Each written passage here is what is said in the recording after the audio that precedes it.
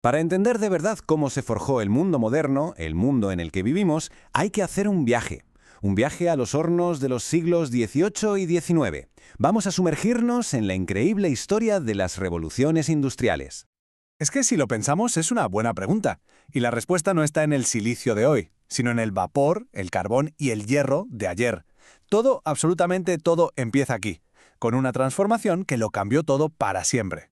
La clave de todo esto es un cambio histórico masivo, un punto de inflexión que, de alguna manera, separó el pasado del futuro. Venga, vamos a meternos de lleno a ver qué fue lo que pasó. En esencia, fue el gran salto de una vida en el campo a una vida en la fábrica. De repente, la producción se disparó, se hizo muchísimo más rápida, más barata. Y claro, la sociedad se reconfiguró por completo. Fue, en toda regla, una auténtica revolución. Pero, a ver, ¿por qué ocurrió primero en Gran Bretaña? ¿Y por qué a mediados del siglo XVIII? Pues no fue ninguna casualidad. Se dieron una serie de condiciones, una especie de receta perfecta para el cambio, que en ese momento solo se encontraba allí. Vamos a desgranar un poco esos ingredientes. Primero, un boom demográfico. O sea, de repente hay mucha más gente, lo que significa más trabajadores y, por supuesto, más consumidores. Segundo, la innovación agrícola. Esto es clave. Se producía más comida con menos agricultores, así que toda esa gente quedaba libre para irse a las fábricas en las ciudades. Tercero, un espíritu de innovación que era único, una cultura de creatividad, de querer mejorar las cosas. Y último, el liberalismo económico, que básicamente daba libertad a los emprendedores para arriesgar su dinero e invertir sin trabas. Y con esa receta llegamos a la primera fase, la que va más o menos de 1760 a 1840. Esta es la era del vapor y del hierro. Aquí es donde las máquinas empiezan de verdad a tomar el control. Y el protagonista absoluto de esta era fue un invento, la máquina de vapor de James Watt. Su genialidad fue que liberó a las fábricas de tener que estar al lado de un río. Por primera vez en la historia se podía generar energía potente en cualquier sitio. Se convirtió, literalmente, en el motor que lo movía todo.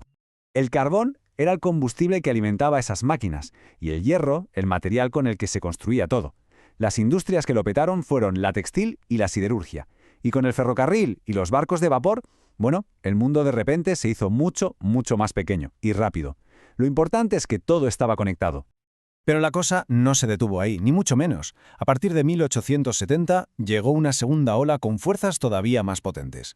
La electricidad, el petróleo y el acero. La escalada es brutal, ¿verdad?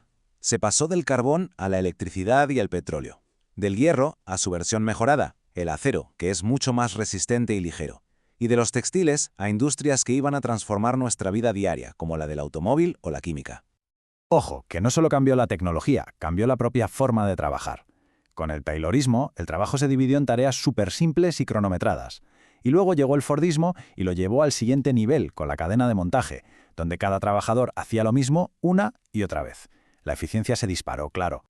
Pero todo este progreso tecnológico tuvo un coste social enorme. La nueva sociedad industrial no era igual para todos. De hecho, lo que hizo fue crear una brecha social más profunda que nunca.